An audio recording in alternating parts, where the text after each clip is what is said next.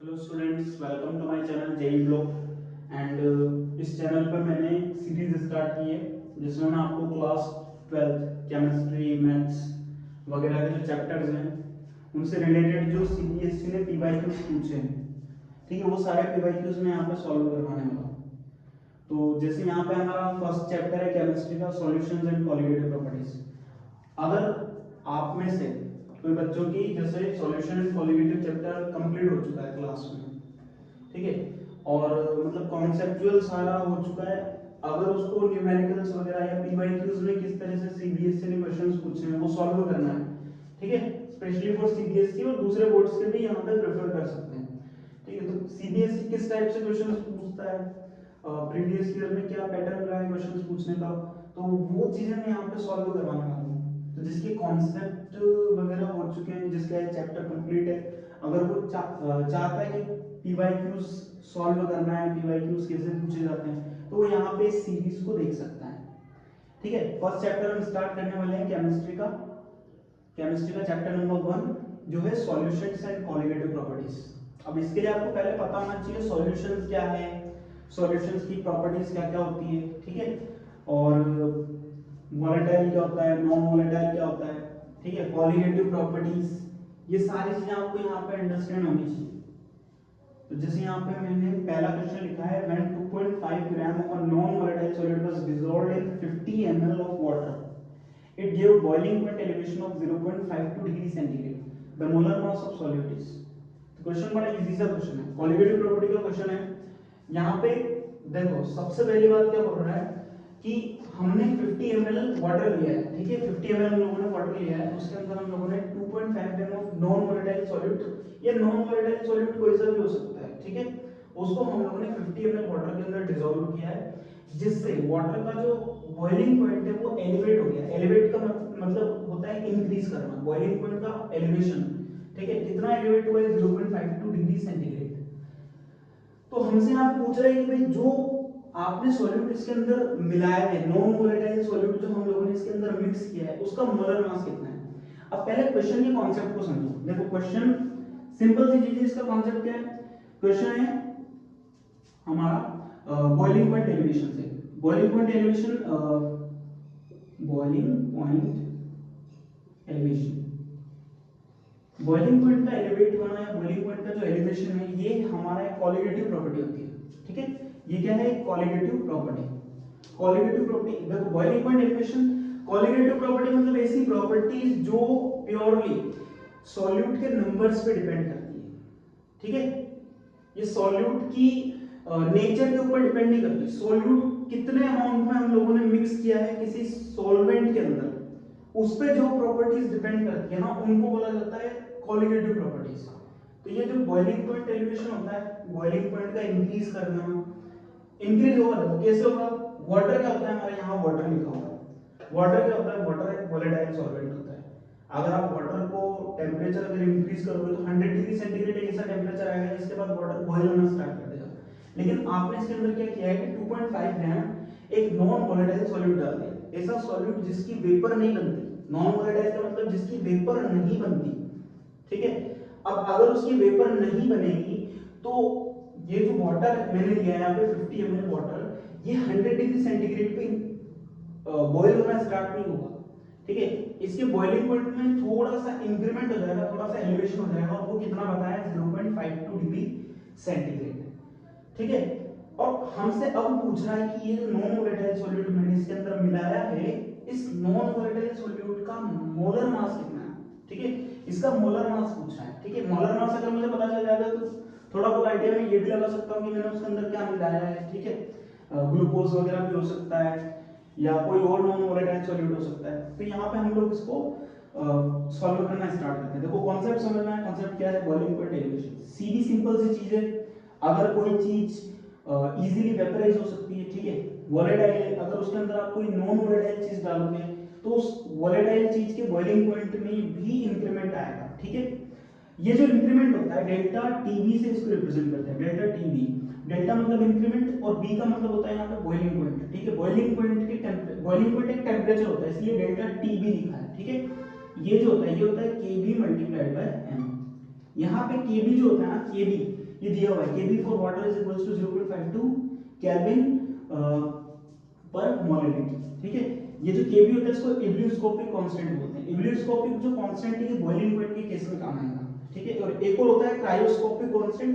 Cryoscopic constant को Kf से represent करते हैं और वो काम आता है मेल्टिंग पॉइंट के केस में, ठीक है। अभी हम लोग इसको सॉल्व करते हैं। देखो मोलरिटी m क्या है, यहाँ पे मोलरिटी है, m क्या है मोलरिटी, और मोलरिटी क्या होती है number of moles for this thing solute. Solute के लिए नंबर ऑफ मोल्स निकालो और इसको डिवाइड कर दो आप mass of solvent. Mass of solvent को लोगे आप किलोग्राम में, ठीक है। मास ऑफ सॉल्वेंट आपको लेना है किलोग्राम में, ठीक है। तो सबसे पहले हम लोग यहाँ पे m की वैल्यू निकाल लेते हैं।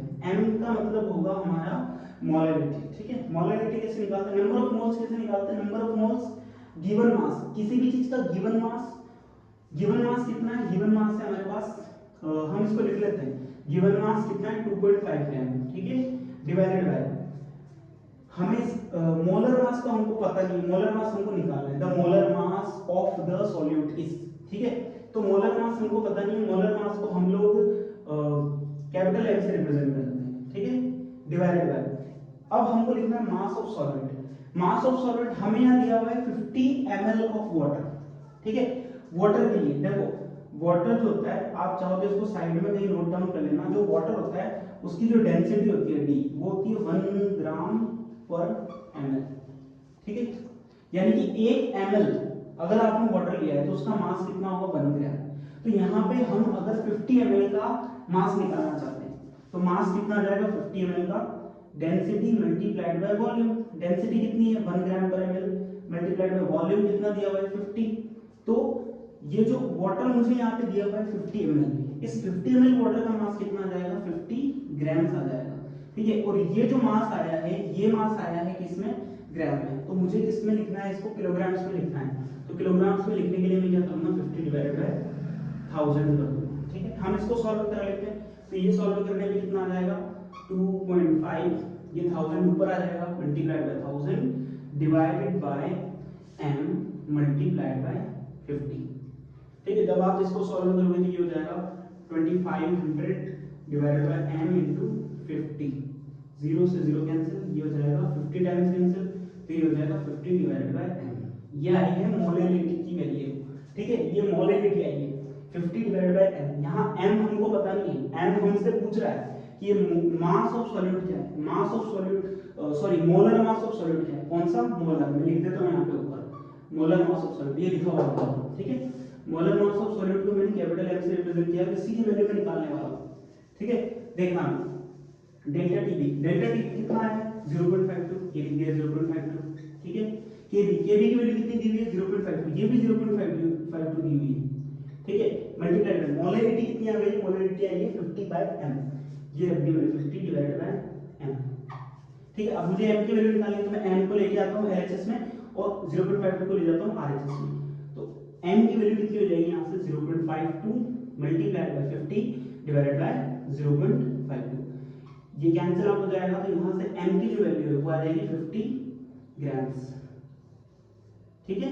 तो जो नॉन वोलेटाइल सॉल्यूट मैंने इस 50 ml वाटर के अंदर मिक्स किया है, ठीक है, या क्वेश्चन का वर्डिंग जो भी हमारा वोलेटाइल सॉल्वेंट है, कौन वोलेटाइल सॉल्वेंट है वाटर, वाटर के अंदर कितना 2.5 gram non volatile solute mix up है, ठीक है, मिक्स किया जा चुका है, ठीक है। तो इसका अगर मोलर मास हम कैलकुलेट करते हैं ना इस किससे बॉइलिंग पॉइंट एलिवेशन, जो कि एक क्या है कोलिगेटिव प्रॉपर्टी, ठीक है। इससे जब हमने इसका मोलर मास कैलकुलेट किया तो मोलर मास कितना आया 50 ग्राम्स। इस तरीके से आप ये क्वेश्चन कर सकते हो। सीबीएसई ने क्वेश्चन जो है सीबीएसई इसमें क्वेश्चन पूछा है 2023 में भी और 2021 में भी ये क्वेश्चन आया है, ठीक है। इस टाइप के जो क्वेश्चंस हैं 2021 का शायद कंफर्म नहीं है लेकिन 23 में जरूर आया है क्वेश्चन, ठीक है। सीबीएसई ने 2023 में क्वेश्चन पूछा है। इस तरह के कई सारे क्वेश्चंस हैं जो हम यहाँ पे आज सॉल्व करने वाले हैं, ठीक है।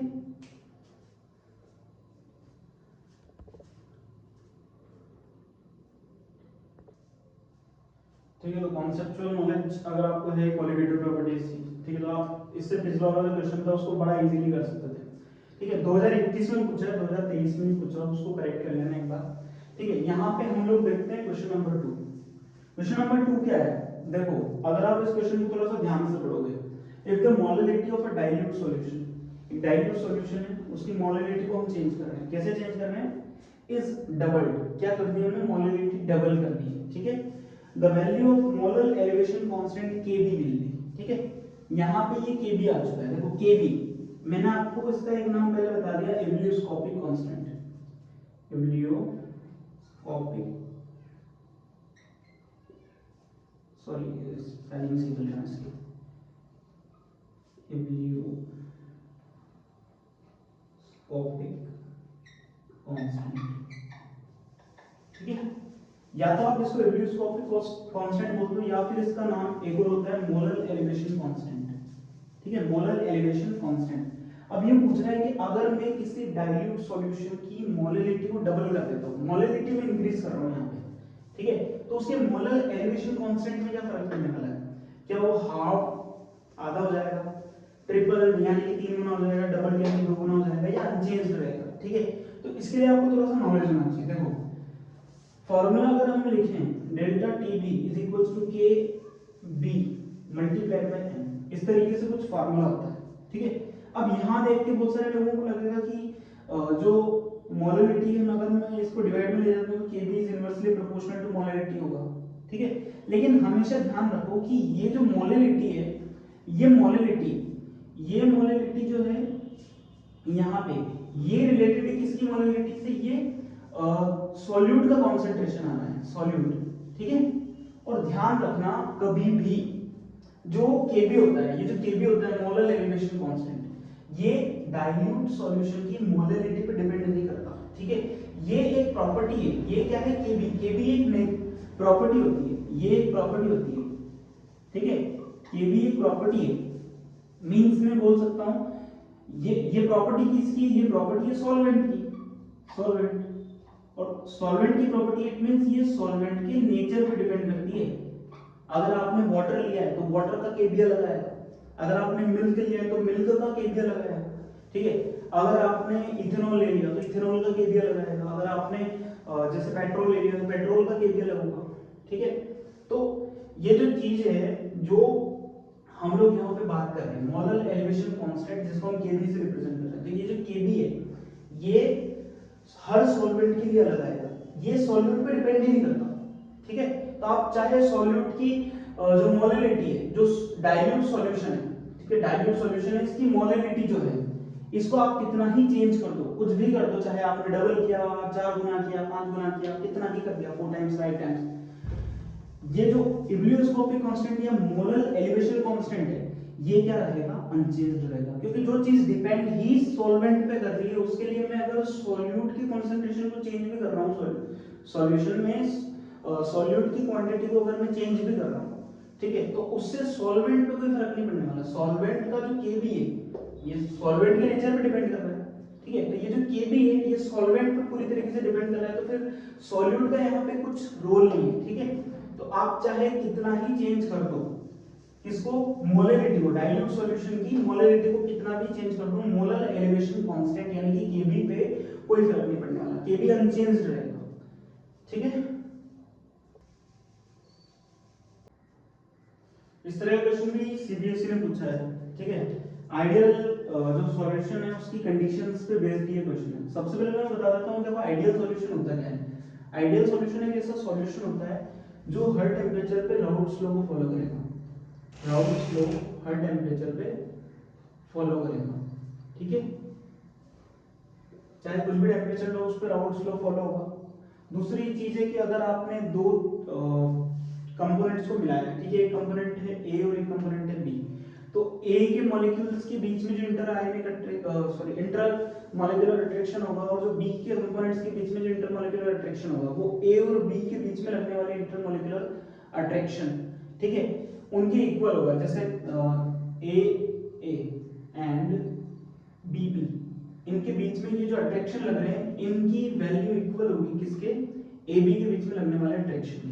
ठीक है, तो ऐसा जो सॉल्यूशन है ना हमारा, ये क्या बन जाएगा, एक आइडियल सॉल्यूशन बन जाएगा। ठीक है, दो चीजों को फॉलो करेगा और तीसरी और चौथी यहाँ से कंडीशन आएगी, ये दो चीजों की वजह से यहाँ से तीसरी और चौथी कंडीशन आएगी, ठीक है। राउल्स लॉ को फॉलो करता है हर टेम्परेचर पे, उसके अलावा ए और बी के बीच में लगने वाले जो फोर्सेस होते हैं वो ए बी के बीच में लगने वाले फोर्सेस के इक्वल होते हैं, ठीक है। देखो यहाँ पे अगर यहाँ पे ए और बी के बीच में लगने वाले फोर्सेस इक्वल है ए बी के बीच में लगने वाले फोर्सेस के, तो जब आप ए और बी को मिला दोगे तो यहाँ पे फाइनल जो इसका वॉल्यूम है, ठीक है, आपने ए का वॉल्यूम लिया V1, ठीक है, ए का वॉल्यूम या VA मान लेते हैं, बी का वॉल्यूम लिया आपने VB, ठीक है, दोनों का अलग अलग आपने वॉल्यूम निकाला, मान लो इसका आया 5 लीटर्स, ठीक है, और इसका आया 10 लीटर्स, ठीक है। अब यहाँ पे ए और बीबी के बीच में लगने वाला जो अट्रैक्शन है वो AB के बीच में लगने वाले अट्रैक्शन के इक्वल है। तो यहाँ पर शुरू में जब मैंने इनका टोटल वॉल्यूम देखा तो कितना आ रहा है 5 + 10 यानी कि 15। जब आप फाइनली इनका वॉल्यूम चेक करोगे, ठीक है, इन दोनों कंपोनेंट्स को मिलाने के बाद वॉल्यूम चेक करोगे तब भी इनका वॉल्यूम कितना आएगा 15 लीटर ही आएगा। यानी कि इनके वॉल्यूम में चेंज, वॉल्यूम में जब इनका मिक्सचर बना लेंगे, है ना, ए और बी को मिक्सअप कर देंगे तो इनके वॉल्यूम में कोई चेंज नहीं आने वाला। वॉल्यूम चेंज कितना रहेगा 0। जब वॉल्यूम में कोई चेंज नहीं हो रहा है तो ये देखिए पहली कंडीशन यहां से मैच कर रही है, बाकी और कहीं से कोई ऑप्शन मैच कर रहा है तो ये लो ऑप्शन हंटिंग से बाकी तीनों केसेस क्या हो जाते हैं, यहां पे रॉन्ग हो जाते हैं, ठीक है। दूसरा केस यहां पे क्या है, डेल्टा एच जो मिक्सचर है, ठीक है, यानी कि मिक्सचर की एंथैल्पी में कोई चेंज नहीं होने वाला है, ठीक है। मिक्सचर की जो एंथैल्पी है, जैसे ए की एनर्जी हमने यहाँ पे कैलकुलेट कर ली, बी की एनर्जी हमने कैलकुलेट कर ली, कुछ एनर्जी आएगी, ठीक है।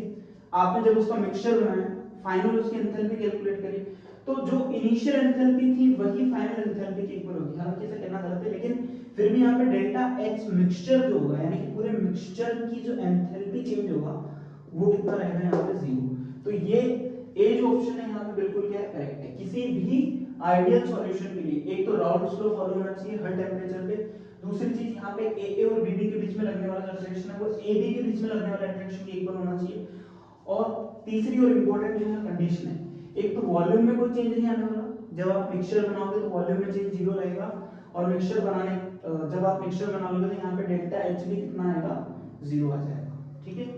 बाकी ये सारे केसेस अगर आपको नजर आते हैं तो फिर वो एक नॉन आइडियल सॉल्यूशन मिल जाता है, क्योंकि नॉन आइडियल सॉल्यूशन जो होता है वो हर टेंपरेचर पे राउल्स लॉ को फॉलो नहीं करता, चाहे कुछ भी टेंपरेचर लो वो कभी भी राउल्स लॉ को फॉलो नहीं करेगा, उसमें जो अट्रैक्शन है वो भी या तो ग्रेटर देन आएंगे या लेस देन आएंगे।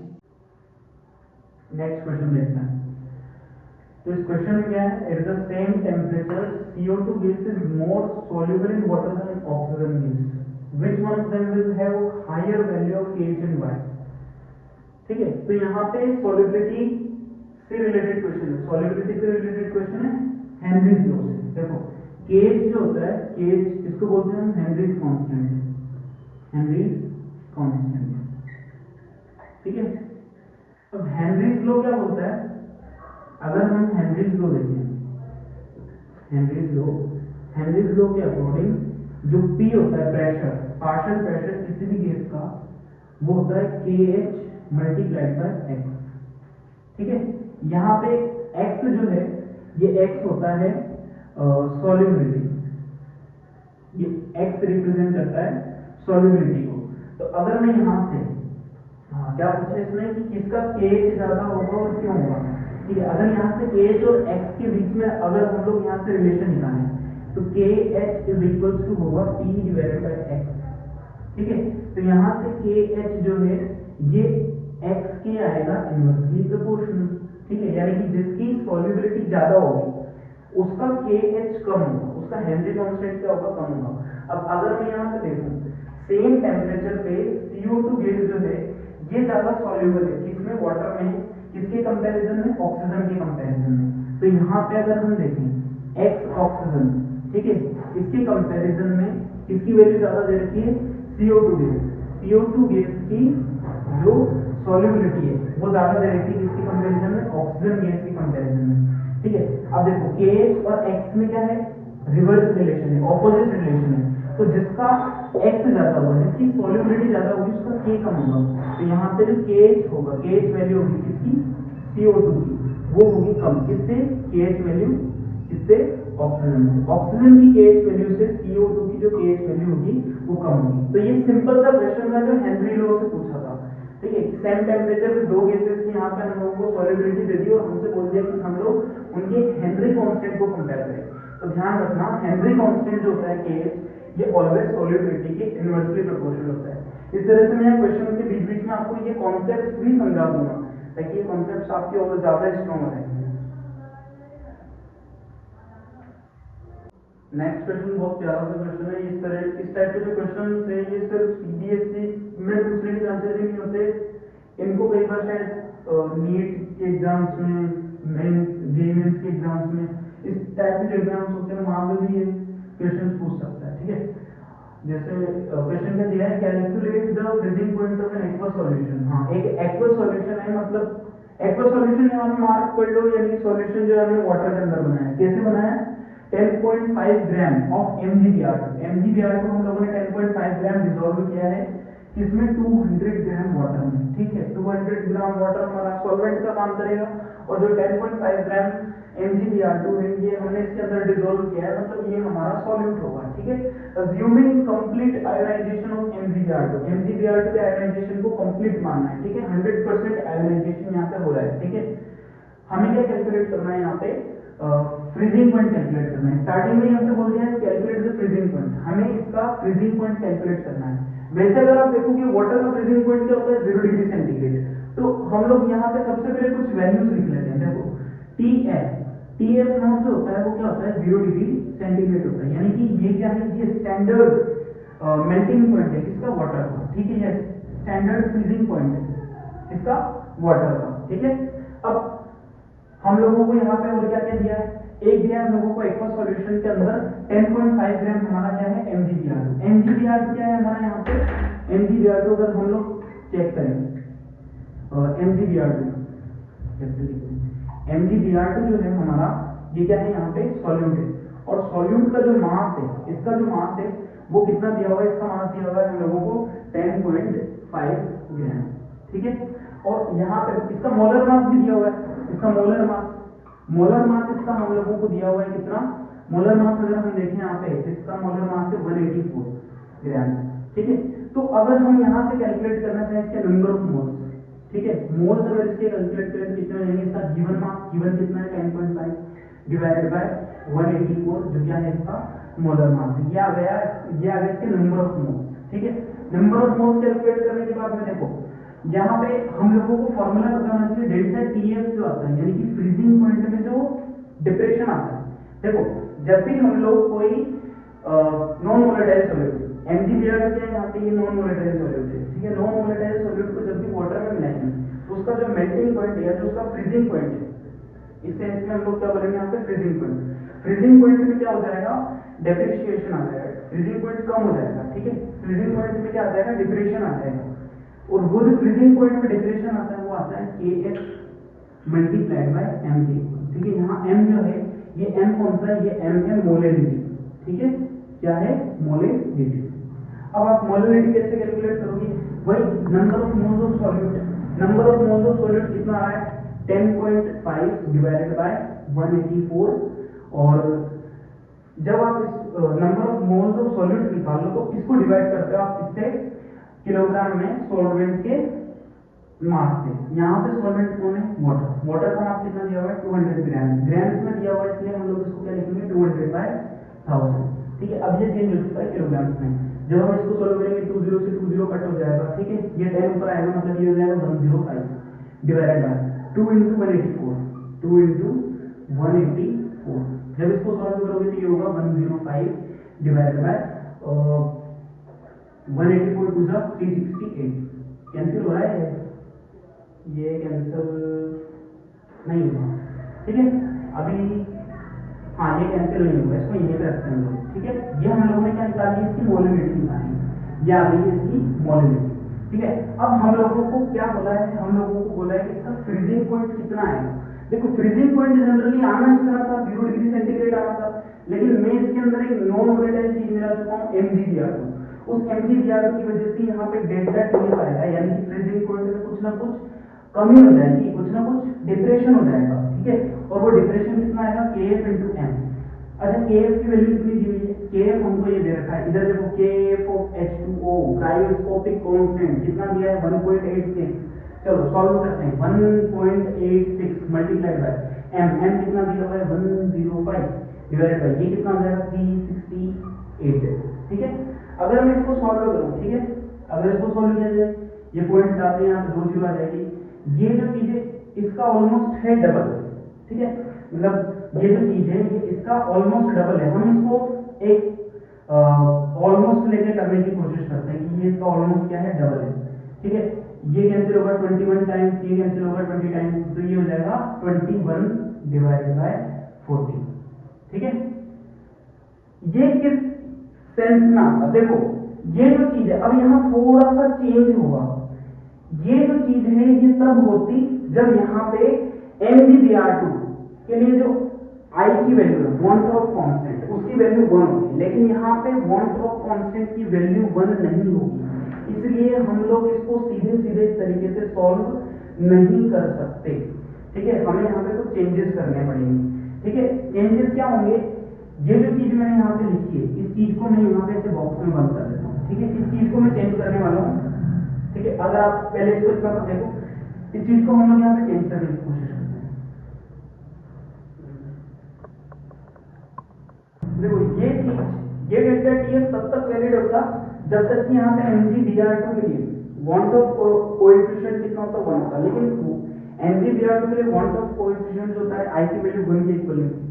ठीक है, देखो हमेशा एक रिलेशन याद रखो, अल्फा जो होता है I-1 डिवाइडेड बाय n-1 के इक्वल होता है।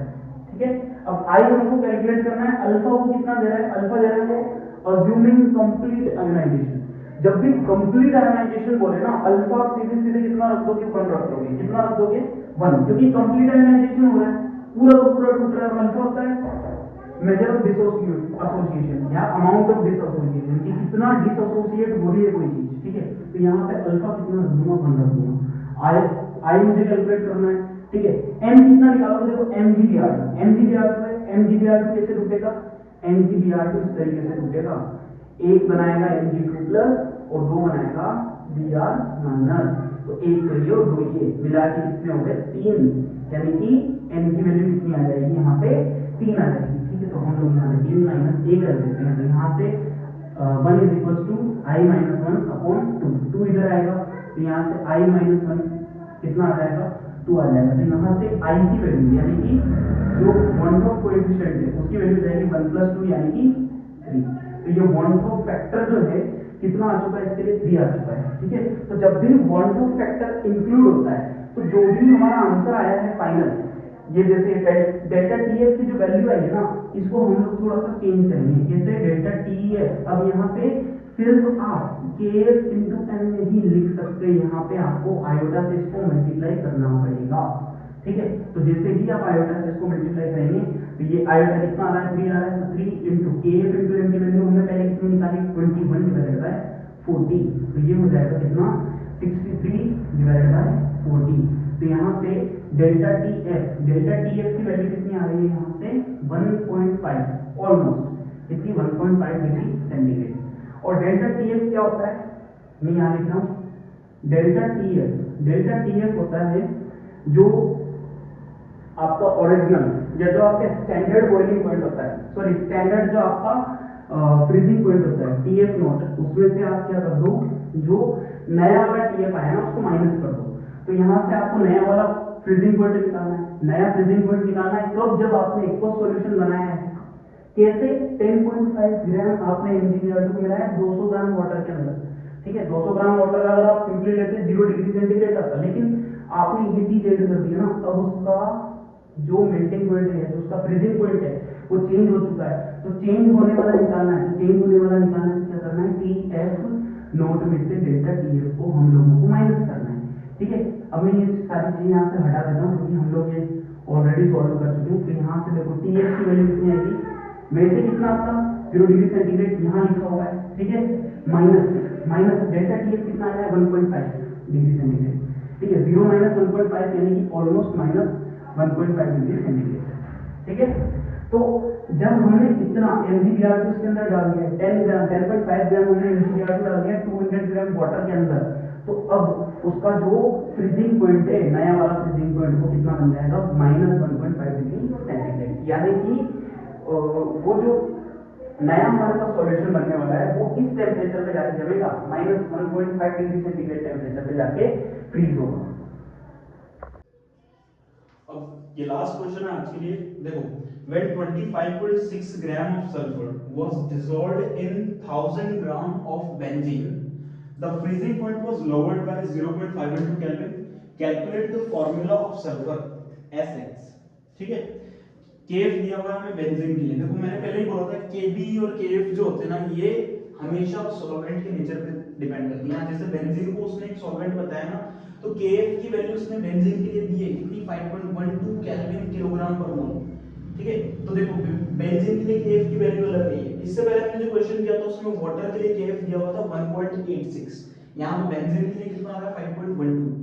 ठीक है, तो केएफ जो होता है ना, ये कंप्लीटली किस पे डिपेंड करता है, बेंजीन सॉरी कंप्लीटली सॉल्वेंट के ऊपर डिपेंड करता है।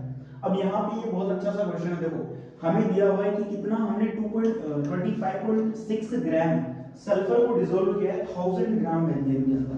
तो यहाँ पे सॉल्वेंट हमारा बेंजीन हो गया, ठीक है, और सल्फर हमारा क्या हो गया, यहाँ पे सॉल्यूट हो गया। ठीक है, हमें फ्रीजिंग पॉइंट निकालना है। फ्रीजिंग पॉइंट का कितने से लोअर हुआ है, कितने से यहाँ पे डिप्रेशन हुआ है फ्रीजिंग पॉइंट का, 0.512 केल्विन से। तो डेल्टा टी एफ मुझे पता है कितना दिया हुआ है यहाँ पे, 0.512।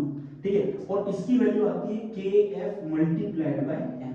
के एफ मुझे दिया हुआ है कितना, 5.12। तो यहाँ से 0.512 को मैं क्या लिख सकता हूँ, के एफ को लिख दिया यहाँ पे 5.12 मल्टीप्लाइड बाय एम। तो यहाँ से मैंने इसकी मोलैलिटी निकाली, मोलैलिटी कितनी आ गई, 0.512 डिवाइडेड बाय 5.12। अगर इसको हम लोग सॉल्व करते हैं तो ये आएगी 0.1। ठीक है, मोलैलिटी कितनी आ गई, 0.1 आ गई, क्योंकि इसको अगर आप सॉल्व करोगे ना, यहाँ से पॉइंट हटाओगे तो यहाँ 3 जीरो आएगी, दो तो इनमें लग जाएगी और एक अलग से, तो 512 यानी 512, इससे आप 5120 को डिवाइड करोगे 1/10 आएगा, 1/10 मतलब 0.1। ठीक है, इतना सॉल्व हो गया। अब हम लोग क्या करते हैं, यहाँ से हमें देखो कैलकुलेट करना है, किसको, फार्मूला को कैलकुलेट करना है। तो हमें इसका मोलर मास चाहिए, बिना मोलर मास के हम लोग यहाँ पे फार्मूला कैलकुलेट नहीं कर सकते। ठीक है, मोलर मास निकालने के लिए क्या करेंगे, देखो मोलैलिटी दी हुई है। मोलैलिटी क्या होती है, नंबर ऑफ मोल्स। ठीक है, number of moles, number of moles, moles हम किसके यूज करते हैं, सॉल्यूट के। ठीक है, divided by mass of solvent, mass of solvent use करते हैं, और मास ऑफ सॉल्वेंट हम लोग यूज करते हैं किलोग्राम्स में। ठीक है, मास ऑफ सॉल्वेंट अगर आप निकालोगे, 1000 ग्राम बेंजीन दिया हुआ है, इसका मतलब 1 किलोग्राम बेंजीन। आप सीधे सीधे इसको क्या लिख दोगे, मास ऑफ सॉल्वेंट को 1 किलोग्राम लिख दोगे। ठीक है, मतलब हमारा गेम जो बचा है यहाँ पे, वो किसका बचा है, प्योरली नंबर ऑफ मोल्स का। ठीक है, नंबर ऑफ मोल्स किसके, सॉल्यूट के। सॉल्यूट के नंबर ऑफ मोल्स निकालने के लिए गिवन मास कितना है, 25.6 ग्राम। ठीक है, डिवाइडेड बाय इसका मोलर मास, मुझे पता नहीं है इसका मोलर मास कितना है। ठीक है, मेरे को कैलकुलेट करना है, दिया ही नहीं है ना उसने तो Sx दिया है। अब मैं Sx से कैसे निकालूं मोलर मास। ठीक है, Sx से मैं मोलर मास कैसे निकालूं। ठीक है, मोलर मास मुझे अलग से निकालना पड़ेगा, और डिवाइडेड बाय आप कर दोगे कितना, 1000 ग्राम। 1000 ग्राम का मतलब होता है 1 किलोग्राम। ठीक है, क्योंकि हमें किलोग्राम्स में लेना है मास ऑफ सॉल्वेंट में, यहाँ पे क्या लिख देंगे हम लोग, 1 किलोग्राम। तो मोलैलिटी जो है ये आ गई कितनी आ गई, यहाँ से 25.6 डिवाइडेड बाय m। m क्या है यहाँ पे, मोलर मास है, किसका मोलर मास है, Sx का। ठीक है, अब मोलैलिटी इस वाले फार्मूले से भी आ गई और इस वाले फार्मूले से भी आ गई, दोनों चीजें सेम मोलैलिटी है। ठीक है, इनको इक्विवेलेंट करते हैं तो 0.1 जो है ये किसके इक्वल हो जाएगा, 25.6 डिवाइडेड बाय m। ठीक है, यहाँ से मोलर मास कितना आएगा, 25.6, इस 0.1 को इधर लेके आते हैं। ठीक है, पॉइंट हटाएंगे। ठीक है, तो कितना आ गया ये, 256 ग्राम। ये आ गया इसका मोलर मास। क्या है इसका, मोलर मास। अब यहाँ पे देखो, यहाँ क्या दिया हुआ है, Sx। अगर एक S एटम की बात करें, ठीक है, या 1 मोल S एटम्स की बात करें, ठीक है, तो उनका मास कितना आता है, 32 ग्राम्स आता है। कितना आता है, 32 ग्राम्स। ठीक है, यहाँ पे कितने हैं टोटल, x है। ठीक है, तो इसका मोलर मास कितना हो जाएगा, 32 इंटू एक्स, और जो मैंने ये पूरी कोलिगेटिव प्रॉपर्टी लगाई उससे मोलर मास कितना आया, 256। तो इसको इक्वल करेंगे 256 के, तो 32 इंटू एक्स की वैल्यू आएगी 256। तो यहाँ से x की वैल्यू कितनी आ जाएगी, 256 डिवाइडेड बाय 32। 32 से 256 जाएगा कितनी बार, 8 टाइम्स। तो फॉर्मूला क्या बन जाएगा, इस x की जगह में क्या लिख दूंगा 8, यानी कि यहाँ से फॉर्मूला जो आया है, फॉर्मूला आया है यहाँ से आपका S8, ठीक है।